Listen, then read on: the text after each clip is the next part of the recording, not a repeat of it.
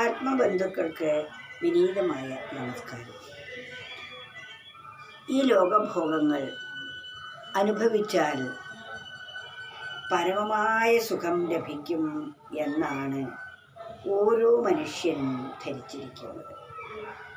നിത്യമായ സുഖത്തിന് ഉപായം ഇന്ദ്രിയങ്ങളിൽ കൂടിയുള്ള സുഖമാണ് എന്ന് തെറ്റിദ്ധരിച്ച് അവയെ സമ്പാദിക്കുന്നതിന് വേണ്ടി അനവരതം പ്രയത്നിച്ചുകൊണ്ടേയിരിക്കുന്നു. ഇപ്രകാരം ആജീവനാന്തം പ്രയത്നിച്ചാലും ഒരിക്കലും നമുക്ക് സുഖം തരാൻ ഇവയ്ക്കൊന്നിനും തന്നെ സാധിക്കുക ഇല്ല എന്ന് അനുഭവസ്ഥരായ മഹത്തുക്കൾ നമുക്ക് സാക്ഷ്യപ്പെടുത്തി തരുന്നു. അതിനാൽ നാം എന്തു ചെയ്യണം എന്നാണ് പറയുന്നത്?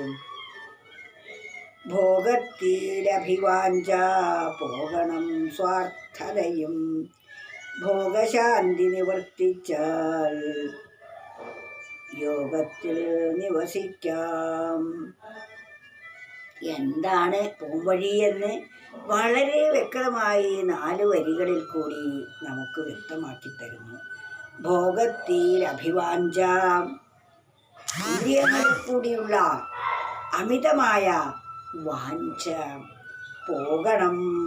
ഭോഗത്തിലുള്ള അഭിവാഞ്ച പോകണം. സ്വാർത്ഥതയും, ഞാൻ മാത്രം സുഖിക്കണം, എൻ്റേതാണിതെല്ലാം എന്ന സ്വാർത്ഥത പോകണം. ഭോഗത്തിലുള്ള അഭിവാഞ്ചയും സ്വാർത്ഥതയും പോകണം. ഭോഗാശ നിവർത്തിച്ചാൽ, ഈ ഭോഗത്തിലുള്ള ആശയിൽ നിന്ന് നമ്മൾ വിട്ടുനിന്നാൽ യോഗത്തിൽ നിവസിക്കാം. അപ്പോൾ മാത്രമേ നമുക്ക് ഈശ്വരനിലേക്ക് തിരിയാനും ആ ഈശ്വരനും ഞാനും ഒന്നാണ് എന്ന പരമസത്യം ബോധിക്കാനും സാധിക്കുകയുള്ളൂ. ഇത് ബോധിക്കാൻ പറ്റുന്നത് ഈ മർത്യദേഹമാണ്. ഈ മനുഷ്യ ശരീരത്തിൽ ഇരുന്നു കൊണ്ട് മാത്രമേ ഇത് ബോധിക്കാൻ നമുക്ക് സാധിക്കുകയുള്ളൂ. അതിനു വേണ്ടിയുള്ള പരിശ്രമമാണ് നാം ചെയ്യേണ്ടത്. അല്ലെങ്കിൽ വിഷയാശകൾ, വിഷയഭോഗങ്ങൾ ഈ അനവധി മറ്റു ശരീരങ്ങളിൽ കൂടി അനുഭവിച്ചാണ് നാം ഈ മർത്യദേഹത്തിൽ എത്തിയിരിക്കുന്നത്. ഈ ദേഹത്തിലിരുന്നും നാം വിഷയാശ നിവൃത്തിക്ക് വേണ്ടി മാത്രമാണ് ജീവിക്കുന്നതെങ്കിൽ ആ മൃഗങ്ങളും നമ്മളും തമ്മിൽ എന്താണ് വ്യത്യാസം എന്നാണ് ചോദിക്കുന്നത്. ഇത് നാം അല്പമൊന്ന് ആലോചിച്ചാൽ നമ്മുടെ ഈ വ്യർത്ഥതാബുദ്ധി നമുക്ക് ബോധ്യം വരും. പരമമായ ശാന്തിയുടെ ഉറവിടമായിരിക്കുന്ന ആ പരമസത്തയിലേക്ക് നമ്മുടെ മനസ്സിനെ ഒന്ന് തിരിച്ചുവിട്ട് നോക്കൂ. അപ്പോൾ നമുക്ക് ആ പരമശാന്തി അനുഭവിക്കാൻ കഴിയും.